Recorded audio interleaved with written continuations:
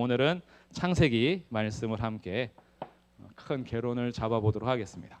창세기는 총 50장까지 있는데요. 크게 두 부분으로 나눕니다. 첫 번째 부분은 1장부터 11장까지의 내용이에요. 두 번째는 12장부터 50장까지의 내용으로 구분을 해볼 수 있어요. 큰 그림의 맥락을 잡으면 그러면 우리가 책을 보거나 드라마 보거나 영화 볼 때에도 시즌 1, 2를 구분했을 때의 내용들을 조금 더 파악할 수 있는 것처럼 성경 창세기도 두 부분으로 나누어서 이해하면 더 빠르다라는 거죠. 그러면 창세기 1장부터 11장은 네 가지의 사건을 우리에게 기록하여 알려줍니다. 4대 사건. 12장부터 50장까지는 사람에게 좀 더 초점을 맞추는데 4대 인물이 등장을 해요. 이렇게 하면 벌써 창세기 내용의 큰 그림을 잡았습니다. 창세기는 네 가지 사건과 4명의 인물을 기록하여 우리에게 알려주는 거다. 그러면 조금 더 이제 살펴보죠. 4대 사건은 4가지 사건인데, 자 처음에 뭘까요? 그죠? 창조 사건이 나오죠. 그리고 타락의 사건이 나옵니다. 그 다음 홍수 사건 나오죠. 노아의 홍수. 그리고 바벨탑 사건이 나와요. 여기까지가 4가지의 큰 사건이에요. 자, 4명의 인물 보겠습니다. 누굴까요? 아브라함을 부르시고, 그 다음 이삭 부르시고, 이삭 다음 야곱을 부르십니다. 그 다음에 요셉의 이야기가 나오죠. 요셉의 이야기가 꽤 길죠. 37장부터 시작해서 50장까지 이어지는데, 근데 4대 인물 중에 큰 이야기의 흐름은 요셉이지만 우리가 인물 하나를 더 염두에 두어야 하는데 그 인물은 유다라는 인물입니다. 유다. 그래서 성경은 이 이야기예요. 4가지 사건, 창세기는 4가지 사건의 이야기와 4명의 인물에 대한 이야기다. 그래서 성경 창세기를 보니까 재미난 것이 창조로 시작해서 뭘로 끝나냐 하면 요셉의 죽음으로 끝나요. 죽음으로 맞춰요. 시작으로 생명을 시작하신 것으로 시작해서 생명이 죽는 것으로 끝납니다. 그러면 하나님께서 창조하셨을 때는 죽음이라는 것이 있었을까? 원래 창조하셨을 때는 보시기에 좋았더라라고 해서 여기에는 생명의 역사가 있었어요. 그러면 죽음으로 맞추는 이유는 왜 그럴까요? 이 다음 사건 때문인 거죠. 타락으로 인해서 죄 때문에 사망이 우리 인생 가운데 옵니다. 그러면 타락 때문에 죽을 수밖에 없는 인생을 하나님께서는 어떻게 이루어 가시나 봤더니 타락의 사건에 중요한 하나의 약속이 있는데 그것이 여자의 후손이라는 약속이에요. 여자의 후손을 통해서 하나님께서 생명의 역사를 끊어버리지 않으셨다라는 거예요. 여자의 후손을 통해서 이루어가는 생명의 역사를 뭐라고 하냐 하면 구속사라고 합니다. 자, 구속사. 그래서 성경을 우리가 읽을 때 큰 관점을 가지고 큰 맥락을 가지고 놓치지 않고 읽는 것이 굉장히 중요해요. 그러지 않으면 우리는 성경을 자꾸 어떻게 읽는가 하면 요셉의 이야기는 뭐예요? 억울하게 감옥 갔다가 누명 써가지고 20대를 다 보낸 다음에 그래도 하나님께서 꿈을 주셔가지고 꿈을 해석하여 총리가 되는 꿈. 그래서 이거를 개인 비전의 인물로 굉장히 많이 사용하죠. 수련회 가면 제일 인기 있는 사람 중에 한 명입니다. 요셉과 다니엘 두 사람은 가장 인기 있는 사람 중에 한 명이에요. 그래서 이 모든 성경을 자꾸 개인적이고 주관적인 사건에서 나의 비전의 책으로 이렇게 활용하는 경우가 많다는 거예요. 요셉처럼 꿈을 꿔라 이거예요. 너가 꿈을 꿔라. 그러면 이제 속에서 이런 생각이 나와요. 꿈을 줘야 꾸지. 내가 꾸는 꿈은 맨날 개꿈인 것 같은데 꿈을 줘야 꾸지. 이러면서 자꾸 개인적인 뭔가 비전을 가지고 이렇게 앞으로 너는 지금 힘들어도 결국 꿈을 꿔서 총리가 될 거야. 이런 사회적인 명성의 이야기로 마치는 것. 이게 비전인 것처럼 이렇게 얘기가 끝나버려요. 그러니까 우리들이 큰 흐름을 놓치면 성경에서 말하고자 하는 것을 놓치는 경우가 있어요. 우리가 책을 읽거나 영화를 보거나 드라마 볼 때 마찬가지인데 2가지의 큰 흐름이 중요합니다. 첫 번째, 책을 읽을 때 내가 깨닫고 알게 되고 재밌는 부분을 찾는 것도 좋아요. 내가 이 책을 읽었는데 이런 부분에서 난 도움이 되었다. 이 책을 읽었는데 이런 부분 몰랐는데 새롭게 알게 되었다. 이 책을 통해서 나는 이렇게 살고 싶다라는 것은 주관적인 해석에 따라서 내가 받은 적용점이에요. 근데 책을 읽을 때 드라마나 영화도 마찬가지예요. 두 번째 우리가 잘 안 하는 게 있어요. 저자가 말하려고 하는 것은 뭐냐? 이건 안 물어봐요. 감독이, PD가, 작가가 이 영화나 드라마나 책을 통해서 전달하고자 하는 메시지가 뭐냐? 이건 안 물어보는 거죠. 그래서 그 책을 정말 파악하려면 구조 분석을 통해서, 목차를 통해서, 저자의 인터뷰나 저자가 소개하는 내용을 통해서 이 책에서 말하고자 했던 건 이런 겁니다라고 알고 읽는 거하고 모르고 읽는 것하고는 달라요. 드라마 보실 때도 그 작가의 의도가 있어요. 그리고 연출하는 어떤 그런 다 의도가 있어요. 그거를 알고 보는 거하고 그냥 보는 거하고는 달라요. 그냥 볼 때는 내가 느낀 대로 해석을 합니다. 근데 저자의 의도를 알면 저자가 말하고자 하는 메시지를 찾으면서 읽을 수 있어요. 성경도 마찬가지인데 우리가 성경 읽을 때 자주 하는 건 뭐냐 하면 내가 느낀 주관적 해석이에요. 내가 감동받은 한 절, 내가 딱 꽂힌 한 단어, 나에게 주신 뭔가 감동적인 메시지, 여기로 이제 끝나다 버리니까, 그러면 하나님이 성경의 저자이신데 성경을 통해서 백성들에게 하시고자 했던 말씀은 뭐냐? 이거는 잘 못 찾는단 말이죠. 그래서 우리는 그거를 좀 찾아보자는 게 개론의 목적 중에 하나예요. 그럼 성경은 단지 개인적인 이야기를 통해서 개인적인 비전을 얘기하는 것이 아니라 주님은 지금 창조하시면서 보시기에 좋았더라 했어요. 하나님 창조하실 때의 1장 2절에서는 땅이 혼돈하다, 땅이 공허하다, 흑암이 깊음 위에 있다. 그런데 하나님의 영은 수면 위에 운행하신다. 완전히 불완전한 거예요. 텅 비어 있고요, 무질서하고요. 그리고 텅 빈 상태고 아무 생명체가 없어요. 생명체도 없고, 그리고 흑암과 어둠밖에 없는 세상에 주님이 1장 3절 하나님이 이르시되라고 말씀하십니다. 이런 땅의 모습 가운데 하나님이 말씀하세요. 그래서 첫째 날부터 셋째 날까지 빛을 만드시고 궁창을 만드시고 그리고 땅과 바다를 드러내게 하십니다. 그리고 이렇게 해서 어떻게 해요? 텅 비어 있는 상태를 주님께서 공간 확보하시고, 그리고 생명체가 없는 땅 가운데 하나님께서 해, 달, 별을 두시고 하늘의 새와 바다의 물고기를 만드시고 땅에는 짐승들과 사람을 창조하셔서 생명체를 두십니다. 흑암이 깊음이 있던 여기에 성령께서 운행하심으로 이 땅을 질서와 말씀 안에서 새롭게 출발하시면서 마지막 1장 31절에 하나님 보시기에 심히 좋았더라. 그리고 천지의 만물을 다 완성하시면서 1장이 끝나는 거예요. 그리고 2장에 가서 이렇게 다 마친 다음에 안식하시죠. 7째 날은 안식하시는데 하나님께서 이 날을 거룩하고 복되게 하셔서 부별하시고 하나님의 일하심을 마치시고 이 땅의 피조물들에게 선물로 주신 것이 쉼이라는 거예요. 쉼. 밤에도 쉬게 쉴 수 있도록 해달별을 두셔서 낮과 밤을 두시고 일주일에 한 번씩 안식을 두셔서 하나님의 백성들 그리고 피조 세계가 쉴 수 있도록 한 거예요. 땅도 쉬고 사람도 쉬고 짐승도 쉬고 쉴 수 있도록 하나님께서 누리게 하신 역사에 하나님이 또 하나의 일을 하시는데 사람을 에덴에다 두십니다. 그래서 에덴 동쪽에다가 동산을 창설하시고 거기에다가 하나님의 형상대로 지음받은 남자와 여자를 두셔서 하나님의 창조 역사 가운데에 생명의 역사를 이어가시는데 사람에게 주신 복이 있죠. 너희들은 생육하고 번성하라, 땅에 충만하라, 정복하라, 다스려라, 모든 생물을. 이 5가지 복을 주셨어요. 그래서 하나님께서 인격적인 하나님의 사람들이 생명을 이어가게 하셨고 생명이 계속 이어가죠. 그리고 하나님께서 정복하고 다스릴 수 있는 왕 같은 제사장의 사명을 맡겨주십니다. 그래서 에덴 동산에서 아담과 하와는, 하와가 이름은 나중에 죄짓고 붙여주는 이름인데 그 남자와 그 여자는 하나님께서 주시는 동산에서 모든 것을 다스리면서 왕 같은 제사장의 역할을 감당하고 생명을 이어가는 것이 사람에게 맡겨주신 일이었던 거죠. 그런데 이것을 꺾어버린 것이 무엇이냐면 타락이라는 거예요. 타락.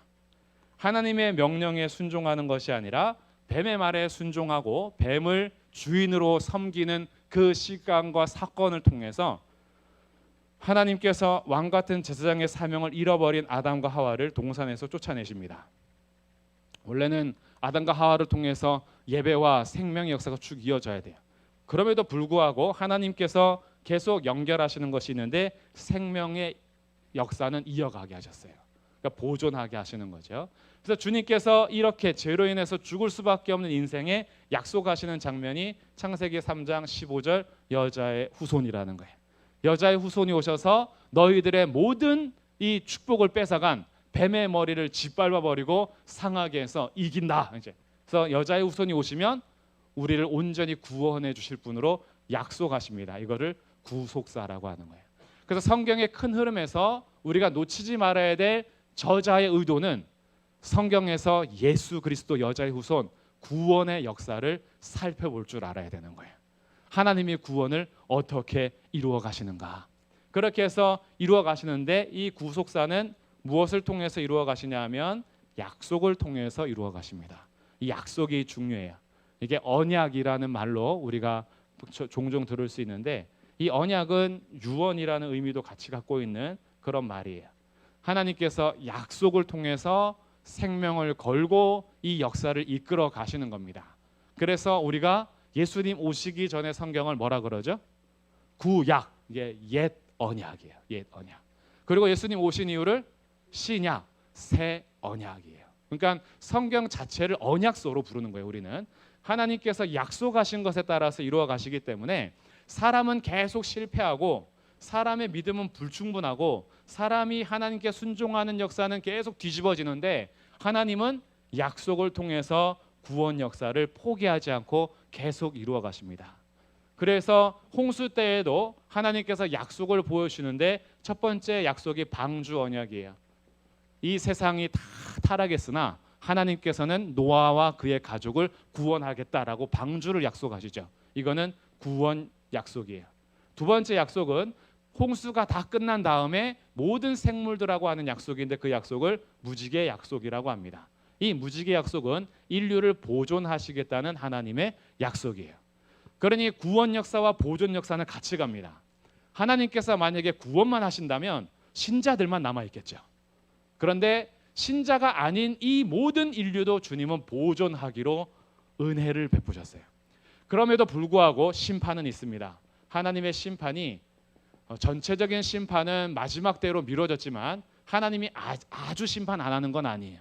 하나님은 죄가 가득 찼을 때는 심판하십니다. 그 족속 중에 하나가 아모리 족속이고요. 그리고 또 하나의 도시가 소돔과 고모라고요. 이런데 죄가 꽉 차면 하나님은 심판하신다라는 거예요. 이 큰 사건, 창조, 타락, 홍수, 바벨탑 사건을 통해서 우주 만물과 생명의 역사가 어떻게 시작되었는지를 알려주고 왜 이 세상이 이렇게 망가졌는지 타락을 보여주면서 우리 모두에게는 구원자가 필요하다라는 사실을 알려주고 하나님이 그럼에도 불구하고 세상을 보존해 가신다라는 은혜의 하나님이라는 것을 알게 되고 그 은혜의 하나님이 공의로 심판하시는 분이다라는 것도 알게 됩니다. 그리고 이 사건 가운데 이어지는 역사가 이제 아브라함 역사예요. 그래서 아브라함을 부르셔서 하나님께서 세 가지 약속을 하시는데 그래서 하나님께서 심판 가운데도 은혜를 베푸셔서 약속에 따라서 한 사람을 부른데 그 사람이 아브라함이에요. 갈대아 우루 지역이라는 것은 수메르 문명이 발달한 것입니다. 수메르 문명은요 고대 문명 중에서 가장 발달하고 언어적으로나 문화적으로 문명적으로나 문자적으로나 굉장히 발달해서 농업 기술도 발달하고요. 그런 수메르 문명의 중심 도시가 우르입니다. 갈대아 우루. 갈대아 우르에서 잘 살 수밖에 없는 환경인데 주님은 아브라함을 거기서 이끌어내시는 거예요. 이끌어내셔서 약속의 땅으로 들여보내시는데 세 가지 약속을 하십니다. 첫 번째 약속은 내가 민족을 줄게. 씨에 대한 약속이에요. 두 번째 약속은 내가 이 땅을 줄게. 여기서부터 너희가 번성하게 될 것이고 복이 될 거야. 해서 세 번째 너의 이름을 창대하게 할 거야. 너는 복이 될 거야. 너를 통해서 열방이 복을 받을 거야. 세 가지 약속을 합니다. 이 약속은 하나님 나라를 건설하시는 하나님의 약속이에요. 하나님의 나라를 건설하신다라는 이 약속은 하나님이 왕이 되셔서 아브라함을 이끌어 가실 거라는 것이고 아브라함은 무엇을 회복해야 되냐 하면 왕 같은 제사장의 사명을 회복해야 돼요. 아담이 실패한 그 사명이에요. 그래서 아브라함과 이삭과 야곱이 믿음의 조상인데 이 믿음의 조상들이 회복하는 사명은 왕 같은 제사장적 사명입니다. 그래서 성경을 잘 보시면 아브라함이 소돔과 고모라의 중재 역할을 하죠. 하나님 앞에 기도합니다. 50명 있어도 성을 멸망시키시렵니까? 5명 부족해도 그럼 어떡하시렵니까? 40명이면 30명, 20명, 10명이면 어떡하시렵니까? 라고 선지자적 사명을 감당하고 중보자의 역할을 합니다. 그리고 아브라함이 가는 곳에는 하나님께 제단을 쌓고 예배를 드려요. 여호와 이름을 불러요. 가나안 족속은 이방 신상들을 섬기는데 이방 땅에서 온 아브라함이 오히려 상수리 나무 어딜 가든지 제단을 쌓아두고 여호와 이름을 불러요. 예배 회복에 그 일을 진행을 하고 있다는 거예요. 어디를 가든지. 이삭도 이어서 갑니다. 이삭도 축복의 통로로서 그 땅에 흉년이 들었으나 하나님 말씀대로 남아 있었더니 그랄 지역에서 100배의 결실을 맺어요. 창세기 26장의 내용이고요. 그리고 그가 축복의 통로로서 다른 사람이 볼 때 야 여호와가 너와 함께 하신다 언약 맺자 그러는 그런 왕 같은 제사장의 역할을 합니다. 이거를 가장 잘 보여주는 사람이 야곱이에요. 야곱 굉장히 비겁하고 비열한 사람입니다. 형을 속여가지고 장자권도 빼앗고 엄마가 보증이 돼가지고 털 이렇게 바르면서 목소리도 안 좋고 그러는데 너가 아버지 복 받아야 된다 했더니 걸리면 어떡합니까? 걸리면 복은커녕 저주받을까 두렵습니다 했더니 엄마가 뭐라 그래요? 그건 다 내가 받을게. 너는 그냥 내 말 따라서 복만 받아 이랬더니 오케이 저주받을 일은 없다. 나는 복만 받자. 걸려도 엄마 탓이다. 엄마가 다 저주받을 거니까 괜찮아. 자기 안정이 보장되면 일하는 사람이 야곱이에요. 그래서 야곱이 굉장히 비열하고 속이는 자로서 발 뒤꿈치 잡는 자인데 하나님께서 그의 이름을 이스라엘로 바꾸시죠. 이스라엘로 바꿔주시는데 그가 나중에 애굽에서 바로를 만났을 때 바로는 애굽 전체의 왕이고 야곱은 한 가족을 이끌고 온 그냥 족장이에요. 그러면 위치적으로 봤을 때는 바로 왕이 야곱을 축복해야 되는데 성경은 이 장면을 굉장히 독특하고 확실하게 보여줍니다. 야곱이 바로를 축복합니다. 야곱이 이방인이고 이방에서 애굽으로 온 사람이고 그냥 한 가족의 가장일 뿐인데 애굽 전체의 나라의 왕을 축복해요. 야곱이 바로를 축복하매란 문장을 2번이나 씁니다. 그래서 하나님께서 세상의 위치적으로는 바로가 훨씬 높지만 하나님은 왕 같은 제사장, 하나님의 백성들이 세상을 축복하는 자로 세워주시는 거예요. 그래서 야곱이 47장에서 바로를 축복하고 48장에서 요셉의 아들을 축복하고 49장에서 12아들들을 축복하고 죽어요. 축복의 통로로서 이스라엘을 세우는 거예요. 그래서 야곱의 역사까지가 믿음의 조상들이 세워지면서 왕 같은 제사장 역할을 잘 감당하는 모습들을 보여줍니다. 그리고 나서 이스라엘을 이제 세우는데 이스라엘은 12아들들이 중요하죠. 그래서 창세기 37장부터 50장까지는 단지 요셉의 개인 비전 스토리가 아니라 12아들들이 샬롬하지 못한 관계예요. 야곱의 아내가 4명입니다. 그러니까 4명의 아내에게서 아들들 12명이 태어났어요. 별로 사이가 안 좋아요. 요셉은 11번째 아들인데 12명 중에 11번째예요. 아직 막내가 안 태어났을 때예요. 그러면 막내잖아요. 근데 아빠는 막내에게 채색 옷을 입혀주셨어요. 이 채색 옷이라는 게 뭐냐 하면 당시의 권위와 통치를 의미하는 옷입니다. 우리 집 가장은 요셉이야 이렇게 인정한 거예요. 그러면 르우벤이 기분이 좋아요 안 좋아요? 르우벤 기분 안 좋아요. 르우벤뿐만이 아니라 시몬, 레위 보통 사람들이 아닙니다. 디나가 강간당했을 때 할례를 약속해서 세겜 사람들이 할례를 다 받고 3일 때쯤 아파하니까 칼 들고 가서 세겜 성읍 남자 다 죽인 사람들이 시몬하고 레위예요. 그런데 막내 요셉을 장자로 삼겠대. 아빠가 사이가 안 좋죠. 더군다나 비라의 아들들 그리고 실바의 아들들 시녀의 아들들인데 그래도 야곱의 자녀들이에요. 그 자녀들이 뭔가 목동의 역할을 하다가 목축업을 나갔다가 잘못한 일이 있었어요. 그러니까 요셉이 아버지한테 그대로 가서 일러 바칩니다. 아버지 단 형아가 그렇게 했어요. 아셀이 이런 짓을 했어요. 라고 다 이렇게 고해 바치는 거예요. 좋아할 수가 없죠. 아빠가 편애하는 것도 마음이 상하고 그를 장자로 여기고 통치자로 세우고 권위를 준 채색 옷을 입힌 것도 마음에 안 드는데 그가 하는 행동들도 마음에 안 들어.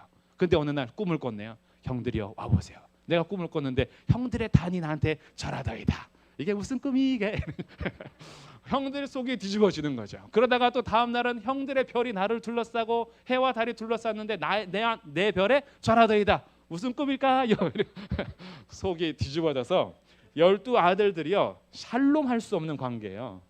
샬롬이 안 되는 관계인데, 그러면 이 12아들은 단지 한 집안의 형제들이 아니라 이스라엘을 대표하는 지파가 됩니다. 그러면 하나님께서 이제 이스라엘이라는 국가, 하나님의 나라, 이 땅을 주실 복이 될 민족을 세워야 되는데, 이 민족의 씨들이 처음으로 형성되는 12아들의 씨가 샬롬하지 못해요. 이 나라가 설 수 있을까요? 없을까요? 못 서죠. 12지파가 다 각각 자기의 이야기만 하고 샬롬하지 못하고 대화도 안 하고, 대화만 하면 비난하고 비방하고 잘못한 거 그 약점 잡고 이러면 이 나라가 어떻게 서겠어요? 하나님께서 요셉의 스토리를 통해서 보여주는 건 12아들들이 어떻게 용서하고 화해의 과정을 거치느냐를 보여주는 거예요. 그래서 야곱의 가족이 애굽에 간 이유도 요셉의 이야기에서 나오게 되고, 그리고 애굽에 가서 형제들이 어떻게 화해를 이루어 12아들들이 12지파의 기초를 잘 세워가는지, 용서와 화해 스토리가 요셉 이야기예요. 그래서 나중에는 결국 유다가 등장합니다. 유다가 왜 갑자기 끼어드냐 하면 유다 지파에게서 메시아가 약속되거든요. 유다가 영적인 장자입니다.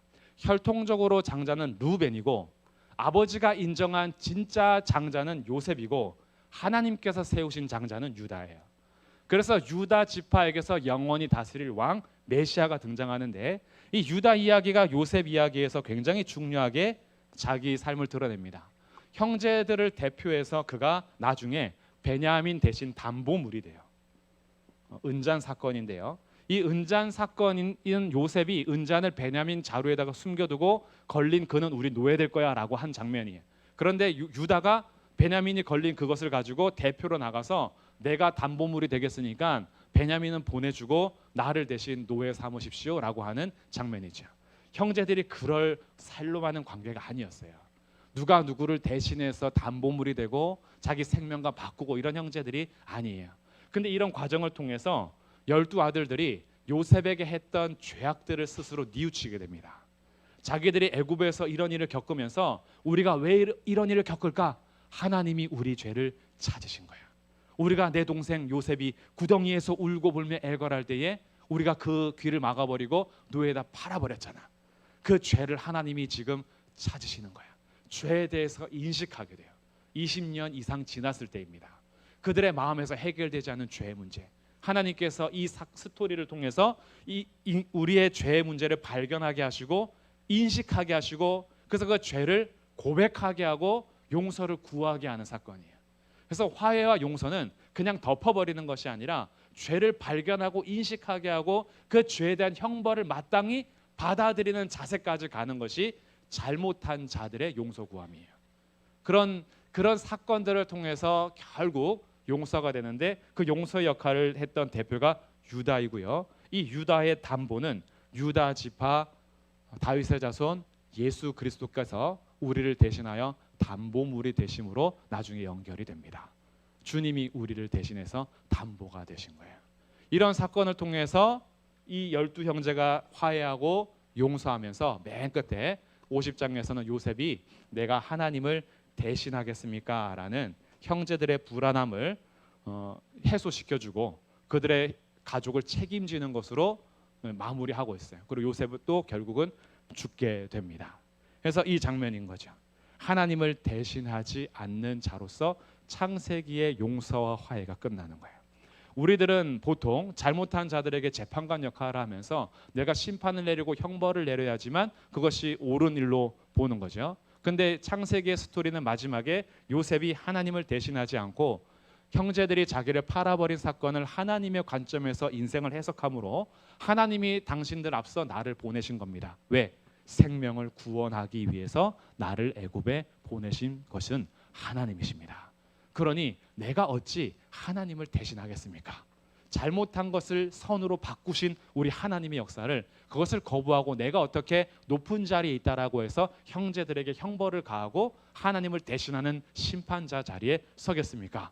심판은 하나님께 맡기고 율법을 준행하고 하나님의 말씀에 순종하는 자로서의 요셉의 이야기가 마무리되면서 우리에게 이제 이 구원의 역사가 어떻게 시작이 되는지를, 민족이 어떻게 퍼져가는지, 이 땅을 어떻게 돌아오는지, 이 민족들이 어떻게 복이 될 것인지를 우리에게 보여주면서 모든 시작을 알리는 책이 창세기입니다. 그래서 창세기는 다음으로 이제 연결될 수밖에 없어요. 하나님께서 이스라엘의 민족을 과연 어떻게 하나님 나라 이루어가게 할 것인가라는 이야기로 이어져 가게 됩니다. 그래서 창세기는요, 시작이에요. 모든 사건이 시작된 책이고 하나님의 구원 역사를 통해서 인간 역사가 시작되는 책입니다. 이렇게 해서 말씀이 이제 진행이 되는 거예요.